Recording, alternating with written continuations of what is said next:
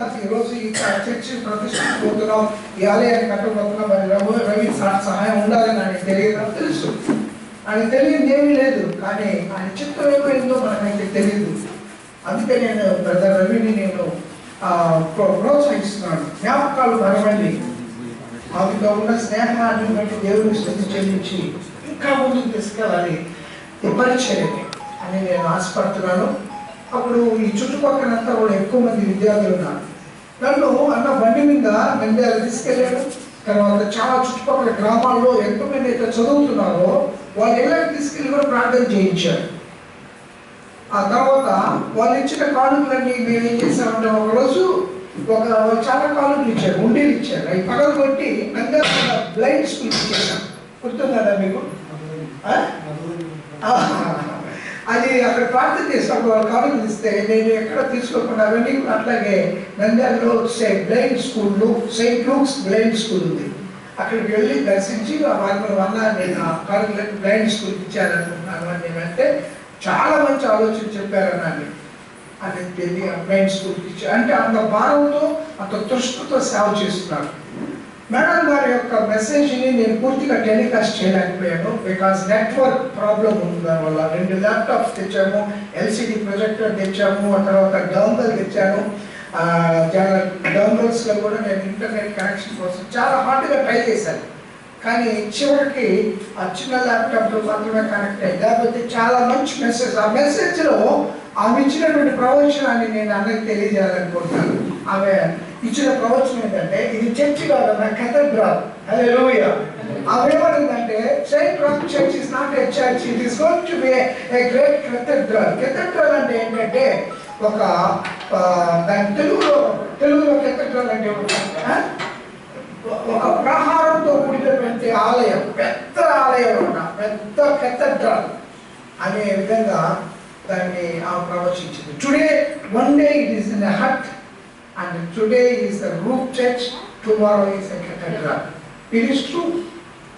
మనకు అసాధ్యమైంది దేవునికి అసాధ్యం కాదు, సమస్తము దేవునికి సాధ్యమే. ఈ దర్శనాన్ని బట్టి దేవుని పొందనాలు. మరి చాలా మంది మాట్లాడారు. బ్రదర్ గారి సాక్ష్యం గురించి విన్నాను, నాకు చెప్పాడు రక్షించబడ్డానని. చాలా సంతోషంగా మనం చూడాలి సార్. అదే చూశాను నేను, నాకు అప్పుడు ఒకసారి ఇక్కడే మనం ఉన్నప్పుడు చెప్పారు.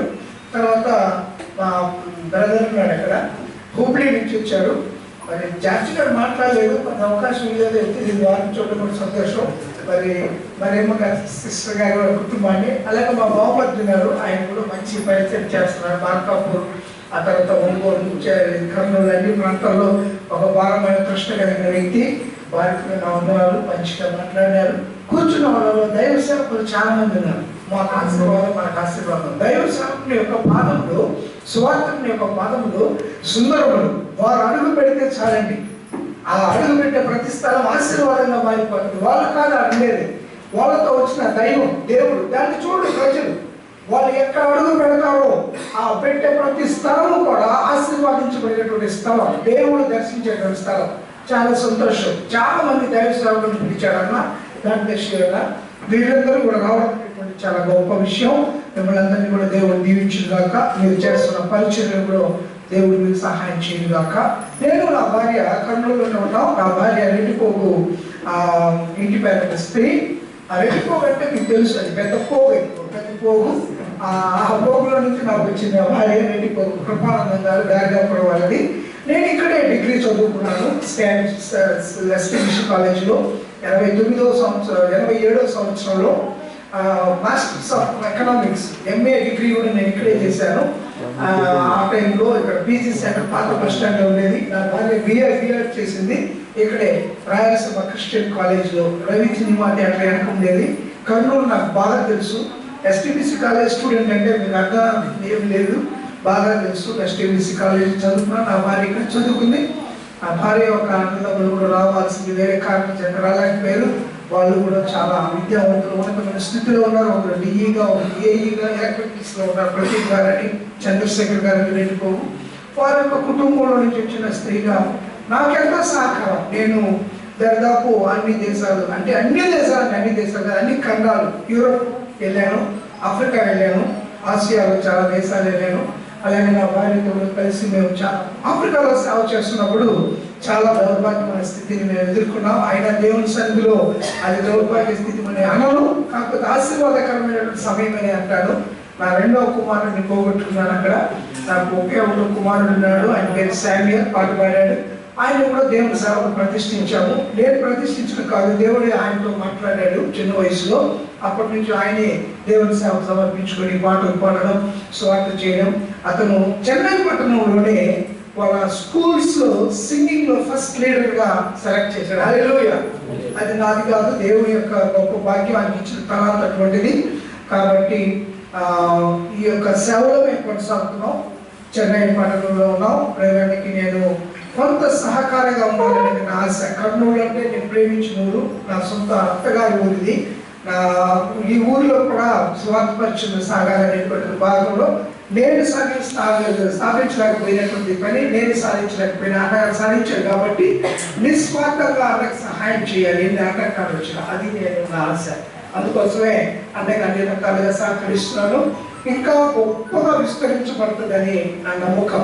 తప్పకుండా విస్తరించబడుతుంది. దేవుని వాక్యంలో ఒక మాట రాయబడింది, నేను జ్ఞాపకం చేసి సువార్త ముగిస్తాను. బెరయ అనే సంఘం గురించి అపోస్తలుడైన పౌలు దర్శనంలో చూశాడన్న. పాత చిన్న ఏషియా మైనర్ అంటారు అన్నమాట. ఆ ఏషియా మైనర్ లో ఉన్న సంఘాలన్నింటిలో కూడా చాలా చిన్న సంఘం ఏదంటే బెరయ, అతి పేదరికమైన సంఘం. ఆ సంఘం గురించి అపోస్తలుడైన పౌలు అన్న సాక్ష్యం ఏంటంటే, ఆ చిన్న సంఘాల్లో థెసలోనియ సంఘం కూడా ఉంది. ఆ థెసలోనియ చిన్న సంఘం గురించి ఆయన ఏమన్నాడంటే, సంఘములన్నింటిలో కూడా నువ్వు కృప పొందిన దానివి అన్నాడు. కొరింథీ సంఘాన్ని అనలేదు, అలాగే ఫిలిప్పీ సంఘాన్ని అనలేదు, గలతీ సంఘాన్ని అనలేదు, ఎఫెసీ సంఘాన్ని అనలేదు. ఆయన ఏషియా మైనర్లో ఎన్నో సంఘాలు స్థాపించిన ప్రతి సంఘం గురించి ఆయన సాక్ష్యం చెప్తూ మాట్లాడాడు.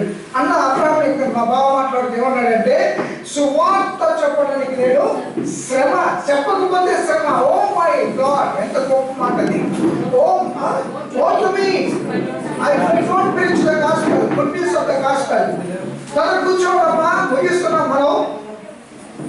హల్లెలూయా, స్తుతి మహిమ ఎల్లప్పుడూ దేవునికి చెందును. హల్లెలూయా, స్తుతి మహిమ ఎల్లప్పుడూ దేవునికి చెందును. హల్లెలూయా, హల్లెలూయా, హల్లెలూయా,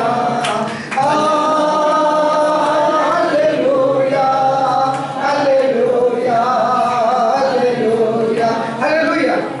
వచ్చిన వాళ్ళు మౌనంగా కూర్చోండి. వాక్యం మీద ఇంకొక 15-20 నిమిషాలు ముగిస్తాం. తర్వాత అన్న ఓట్ ఆఫ్ థ్యాంక్స్ వందన సమర్పణతో ముగించుకుందాం. బెరయ సంఘం గురించి నేను మాట్లాడుతున్నాను. బెరయ సంఘం గురించి మాట్లాడుతూ అపోస్తలుడైన పౌలు అన్న మాట ఏంటంటే, ఒక మాట థెసలోనియ సంఘం గురించి చెప్పి నేను బెరయ సంఘం గురించి మాట్లాడతాను. అమ్మ మాట్లాడకూడదు, దయచేసి కూర్చోండి. ఆ బెరయ సంఘం గురించి, థెసలోనియ సంఘం గురించి ఏమన్నాడంటే, ఉన్న సంఘములన్నిటిలో కూడా నీవు దేవుని కృప పొందినటువంటి సంఘం. హల్లెలూయా చెప్తాం. హల్లెలూయా. దేవుని యొక్క కృప. కృప అంటే ప్రేమ, ప్రేమ అంటే త్యాగం, త్యాగం అంటే సమర్పణ, సమర్పణ అంటే క్షమాపణ, క్షమాపణ అంటే సహవాసం, సహవాసం అంటే కొనసాగింపు. Praise the lord. థెసలోనియ సంఘం గురించి అన్న మాట ఏంటంటే, దేవుని సంఘములన్నింటిలో కూడా కృప పొందినటువంటి సంఘం. యేసు ప్రభు సంఘం ఎక్కడ కట్టలేదండి. సువార్తను ప్రకటించుకుంటూ శిష్యులను స్థాపించుకొని వెళ్ళిపోయాడు. కానీ సంఘాన్ని కట్టేటువంటి బాధ్యత అంతా కూడా, భారాన్నంతా కూడా అపోస్తలుడైన పౌలుకిను ఆయన యొక్క శిష్యులకు ఇచ్చాడు. అపోస్తలుడైన పౌలు నరహంతకుడు, దూషకుడు. ఆ నరహంతకుడు, దూషకుడు, ద్వేషి, పరిసయ్యుడు. అయినా ఆ నరహంతకుడైనటువంటి అపోస్తలుడైన పౌలును, దూషకుడైనటువంటి హింసకుడైనటువంటి ఆ అపోస్తలుడైన పౌలును పిలుచుకొని సంఘాలను కడుతుంటే, సంఘాలను కట్టినటువంటి వాళ్ళలో 14 సంఘాలు కట్టి ప్రపంచాన్ని ఈరోజు తలకిందులు చేసే వాళ్ళు మా దేశానికి కూడా వచ్చారా అన్న మాట వీళ్ళ గురించి అన్నారట ఆ రోజుల్లో. అపోస్తలుడైన పౌలు అన్న మాట ఏంటంటే, థెసలోనియ సంఘము దేవుని యొక్క కృప పొందిన సంఘం. ఈ వాక్యంలో రాయబడింది ఏంటంటే, థెసలోనియ సంఘం చాలా చిన్న సంఘం. హల్లెలూయా, అన్నా నువ్వు అనుకుంటున్నావేమో ఇది కృప పొందిన సంఘం, అందుకు నేను ఈ మాట మాట్లాడుతున్నాను. This is a blessed congregation and this has been received the grace from the Lord. దేవుని యొక్క కృప కనికరాన్ని పొందింది ఈ సంఘం అని చెప్పి అంటాడు. కొరింథీ సంఘం చాలా పెద్ద సంఘం. కొరింథీ సంఘం ఆ పెద్ద సంఘం గురించి ఏమన్నారంటే heresy teachings are there. భిన్నత్వం అనేది ఆ కొరింథీ సంఘంలో ఉంది. అది చాలా పెద్ద సంఘం. గలతీ సంఘానికి వచ్చినప్పుడు గలతీ సంఘం గురించి మాట్లాడినప్పుడు ఏంటంటే హెరెసీ టీచింగ్స్ ఉన్నాయి, భిన్నత్వాలు ఉన్నాయి, అక్కడ భిన్నబోధలు ఉన్నాయి, అవిశ్వాసులు ఉన్నారు, అల్ప విశ్వాసులు ఉన్నారు. వాళ్ళందరూ గురించి మాట్లాడుతూ దేవుని యొక్క కృప పొందినటువంటి సంఘంగా తెస్సలోనియ సంఘం. అక్కడ నుంచి బెరయాకు వచ్చాడు. బెరయా గుర్తింపు లేనటువంటి సంఘం, బెరయా పట్టణానికి దూరంగా ఉన్న సంఘం, బెరయా ప్రజలు లేనటువంటి సంఘం, బెరయా పేదరికమైన సంఘం, బెరయా తెస్సలోనియ కంటే చిన్న సంఘం. హల్లెలూయా.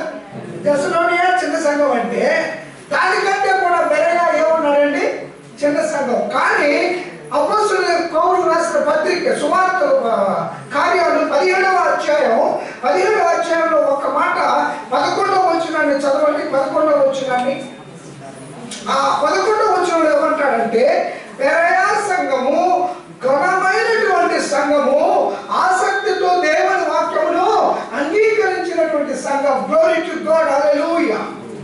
దేవుని యొక్క వాక్యమును అంగీకరించినటువంటి సంఘం, దేవుని యొక్క కృపను పొందినటువంటి సంఘం, దేవుని యొక్క వాక్యము చేత కట్టబడినటువంటి సంఘం, దేవుని యొక్క సంఘముగా పేరు పొందినటువంటి సంఘం బెరయా సంఘం. ఈ సాక్ష్యం ఫిలిప్పీకి లేదు, కొలసీకి లేదు, గలతీకి లేదు, ఎఫెసీకి లేదు. వీటన్నిటిలో కంటే కూడా ఉన్నతమైనటువంటి సంఘంగా బెరయా సంఘం అయింది. ఎందుకని అంటే ఇచ్చుటేందు ఆసక్తి కలిగినటువంటి వారు. వాళ్ళకి ఏమీ లేదు, వాళ్ళకి తినడానికి తిండి లేదు, ఉండడానికి ఇల్లు లేవు, కట్టుకోవడానికి అతి పేదరికమైన సంఘం బెరయా సంఘం సభ్యులు. కానీ ఆ సంఘం గురించి ఏమన్నాడంటే అది ఇచ్చుటలో కృప పొందినటువంటి సంఘం. Glory to God. దేవునికి ఒక మాట అంటాడు, ఇచ్చి చూడుడి ఆకాశము వాకిలి విప్పి పట్టణాన్ని విస్తారమైన దీవులను కృమ్మరిస్తారని. కనుక ఈ సంఘంలో దేవుని యొక్క భయం ఉంది, దేవుని యొక్క భక్తి ఉంది, దేవుని యందు విశ్వాసం ఉంది, దేవుని యందు రక్షణ పొందిన అనుభవం ఉంది, దేవుని యందు ప్రార్థన కలిగిన శక్తి ఉంది, దేవుని యందు ఎల్లప్పుడూ స్తుతిస్తూ ఆయన మీద ఆధారపడినటువంటి సంఘముగా కనపడుతుంది. అదే ఇచ్చుటి యందు ఆసక్తి కలిగిన సంఘం. ఆయనకి లేకపోతే ఇంకొకరికి ఇచ్చారంటే ఆయనలో ఏముందంటే ఇచ్చుటి యందు ఆసక్తి ఉంది. ఆ సంఘమే దేవుడి యొక్క సంఘం, బెరయా సంఘం. ఆ తర్వాత ఏమంటాడు, దేవుడిలో ఎదుగుటి యందు ఆసక్తి కలిగిన సంఘం. ఎదగడం అంటే ఎలా ఎదుగుతారండి? వాక్యం చదవకుండా నువ్వు ఎదగలవా? వాక్యాన్ని నువ్వు ధ్యానించకుండా నువ్వు ఎదగగలవా? వాక్యంలో నువ్వు మెడిటేట్ చేయకుండా, వాక్యంలో ఉన్న సారాంశాన్ని నువ్వు వినకుండా, చదవకుండా, అర్థం చేసుకోకుండా, అనుసరించకుండా, వాక్యంలో రాయబడింది చాలా స్పష్టంగా. దివారాత్రంలో దేవుని వాక్యంలో ధ్యానించేవాడు ధన్యుడు, అతను నీటి కాలువల వలన నాటబడిన వాడై ఆకువాడక తన కాలమందు పరమించు చెట్టు వలె ఉండును. అతడు చేయని ఎందు సంభవములు, అతడు చేయని దివారాత్రములు. అతను ఎవరు? నీటి కాలువ వలన నాటబడిన వాడు. ఎవరు? నీళ్లు వలన పరిశుద్ధాత్మ, పరిశుద్ధాత్మతో వలన పరిశుద్ధాత్మలో నాటబడిన వాడు. ఎప్పుడు అంటే వాక్యము చదివినప్పుడు, ఎప్పుడు అంటే వాక్యమును ధ్యానము చేసినప్పుడు, ఎప్పుడు అంటే వాక్యానుసారంగా జీవించినప్పుడు. వాక్యం అనగానే దేవుని యొక్క దుడ్డుగా మోసేకి ఇచ్చాడు, అహరోనుకి ఇచ్చాడు, ఆ తర్వాత దావీదుకి ఇచ్చాడు, సొలొమోనుకి ఇచ్చాడు, అందరికీ వాక్యమే ఇచ్చాడు. ఆ మాట రాస్తాడు, ఏమంటాడు తెలుసా?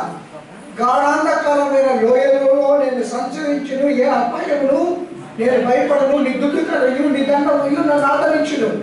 ఆయన ఆదరించేవాడు, కాపాడేవాడు, నడిపించేవాడు, పోషించేవాడు, నిత్యము నీకు తోడుగా ఉండేటువంటి వాడు. ఆ మాటలతో మాట్లాడుతున్నాడు. ఏంటంటే దేవుని యొక్క వాక్యం. ఆ వాక్యమే దావీదుని పట్టుకున్నది, ఆ వాక్యమే దావీదుని ఆ స్థితిలోకి తీసుకొచ్చింది. ఆ వాక్యము పొందినటువంటి సంఘమే బెరయా సంఘం. హల్లెలూయా. దేవుని యందు ఆసక్తి కలిగినటువంటి సంఘం, దేవునిలో ఎదిగినటువంటి సంఘం, అంటే దేవుని వాక్యానుసారంగా ఉన్నటువంటి సంఘమే బెరయా సంఘం. మూడవదిగా బెరయా సంఘం గురించి మాట్లాడుతూ ఆయన అన్నటువంటి అంటే దేవుని పట్ల